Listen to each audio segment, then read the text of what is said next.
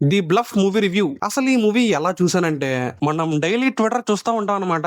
ఇక సడన్ గా ట్విట్టర్ లో మహేష్ బాబు గారి ట్వీట్ అయితే కనబడింది. ఇక ఆ ట్వీట్ లో ది బ్లఫ్ మూవీ చాలా బాగుందని, ప్రియాంక చోప్రా గారి యాక్టింగ్ అయితే అదిరిపోయిందని చెప్పారు. ఇక మహేష్ బాబు గారు ట్వీట్ చేశారంటే ఖచ్చితంగా మూవీ అయితే అదిరిపోద్ది. ఇక వెంటనే ది బ్లఫ్ మూవీ చూడడం స్టార్ట్ చేసేసా. ఇక ఈ మూవీ ప్లాట్ వచ్చేసి, ప్రియాంక చోప్రా గారు ఒక ఎక్స్ పైరెట్ అనమాట. ఇక ప్రియాంక చోప్రా గారు పైరెట్ గా ఉన్నప్పుడు కొన్ని రీజన్స్ వల్ల ఆవిడ సంపాదించిన గోల్డ్ తో ఎవరికి తెలియకుండా పారిపోతారు.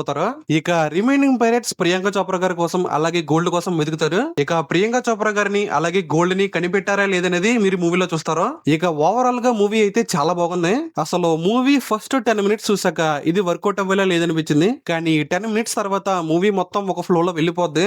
నేనైతే అసలు ఎక్స్పెక్ట్ చేయలేదు మూవీ ఈ రేంజ్ లో ఉంటుందని. ఇక మూవీలో ప్రియాంక చోప్రా గారి యాక్టింగ్ అయితే మామూలుగా లేదు, అదరగొట్టేశారు. అసలు మూవీలో ప్రియాంక చోప్రా గారు ఉన్న ప్రతి సీన్ అదిరిపోద్ది. కొన్ని సీన్స్ లో ప్రియాంక చోప్రా గారిని చూసి నాకే భయం వేసింది, అంత బాగా చేశారు. అసలు రాజమౌళి గారు వారణాసి మూవీలో ప్రియాంక చోప్రా గారిని ఎందుకు తీసుకున్నారో ఇప్పుడు అర్థమైంది. ఇక ఈ మూవీలో కర్ల్ అర్బన్ గారి క్యారెక్టర్ కూడా చాలా బాగుంది. మీరు గనక ఒక మంచి మూవీ కోసం చూస్తున్నట్టయితే ఈ మూవీ అయితే వాచ్ చేసేయండి. ఇక ఈ మూవీ చూసాక మీకు ఎలా అనిపించిందో కామెంట్ లో చెప్పడం మాత్రం మర్చిపోకండి. అసలు ఇప్పటి వరకు మీరు ఈ వీడియో చూసారంటే మీరు ఖచ్చితంగా మూవీ లవర్ అయ్యే ఉంటారు. ఒకవేళ ఈ వీడియో గనక మీకు నచ్చినట్లయితే ఒక లైక్ అండ్ సబ్స్క్రైబ్ చేయొచ్చు కదా, మాకు కూడా కొంచెం మోటివేషన్ ఇచ్చినట్టు ఉంటది.